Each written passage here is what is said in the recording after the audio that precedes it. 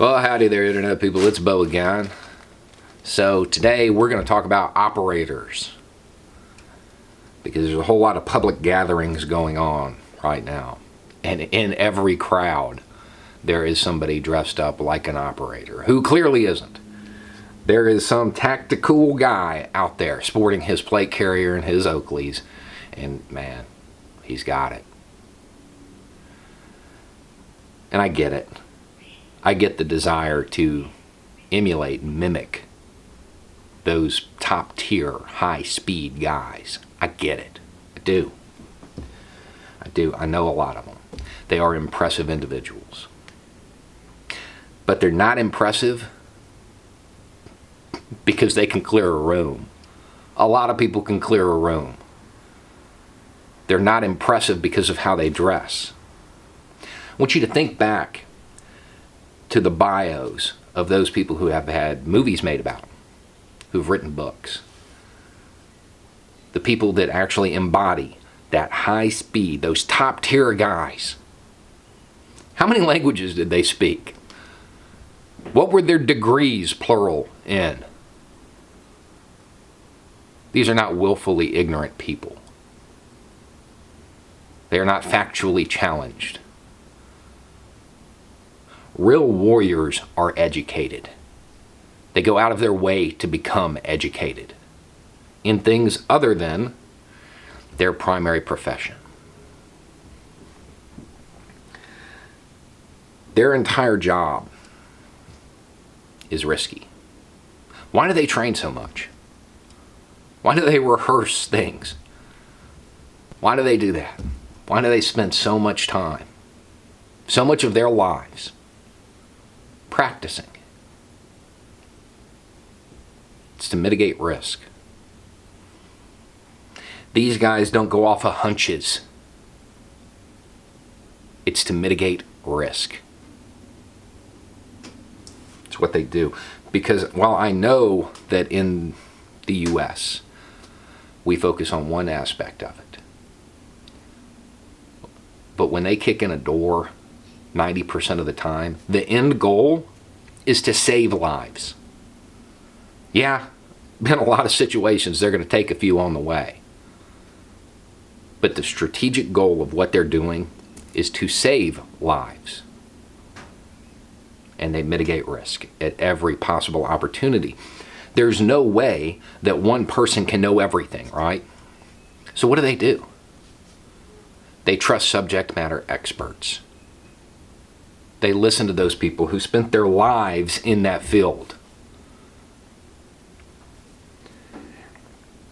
They don't listen to talking points. They don't listen to propaganda. Not when it comes to the mission. They listen to the experts. I'm starting to think the world would have been better served had Fossey come out wearing a plate carrier. Would have been able to get the attention of those that need some help. Those who are right now undermining the mission. If you were to take one of those high-speed, top-tier operators right now and send them to one of these public gatherings and give them a choice of wearing one of these or wearing one of these, what do you think they'd take? They can only have one. I'm willing to bet an overwhelming majority would take the mask. Because they're about mitigating risk. They're also not whiny, generally speaking, guys. They're really not. They don't complain much. Hanging out at home isn't a real big sacrifice to be asked to make. And I know there's this idea that maybe it's all blown out of proportion. Maybe the experts are wrong and the guy who reads the teleprompter on Fox is right. Fine, let's entertain that idea for a second. That's not the case. We're already over 40,000. And I know people are saying, well, that's like a flu. That's like a yearly. Yeah, except it was in a month with the country shut down. This has saved thousands of lives. Fact. And you're undermining it. You want to get back to normal. Everybody does. Everybody does. Nobody wants to be stuck at home. Well, very few of us. But we have to finish the mission first. And every one of these little gatherings, so you can stand out there and wave your flag and cry and whine, undermines it. Because you're not taking the precautions you should. It's a stunt. It's a political show encouraged by people who are worried about themselves and not worried about you. Tens of thousands in this short period of time are gone. How many would that be had we just stayed open? And I know there's some people talking about herd immunity. We're working towards herd immunity. I actually saw a government official from another country say that that's what they were trying to achieve. That's fantastic. That makes sense.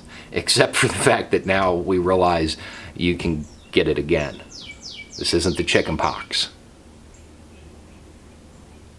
And there's no evidence whatsoever to suggest how effective those antibodies are. No evidence.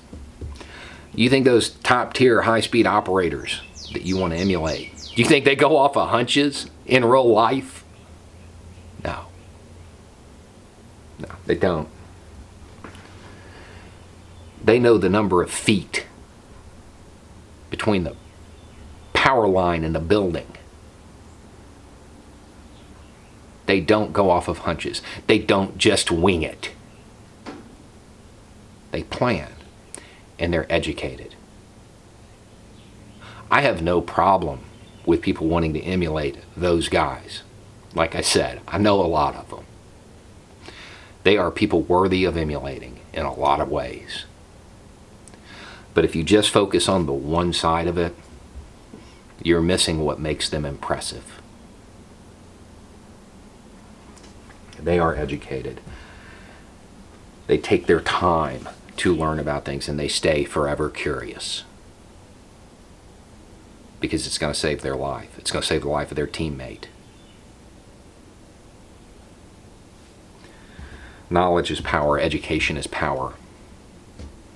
Right now, that plate carrier, especially given the fact a lot of them are like mine, guys, real life, if yours folds like that because you don't have the plate in it, it's basically a sweater vest. These things aren't Kevlar, it's nylon. That's sad. I mean, it looks cool and all, but it provides no protection whatsoever. And this would provide more protection. Stay at home, wash your hands, don't touch your face. If you have to go out for essentials, not to cry and whine, wear a mask. Participate. You're right, there shouldn't have to be government orders telling you to do this, because we should have a population of people who strive to be educated, who listen to subject matter experts. You're right. Shouldn't have to have an order. But not because you want to go to Baskin Robbins, but because you know enough to stay home on your own. Anyway, it's just a thought. Y'all have a good day.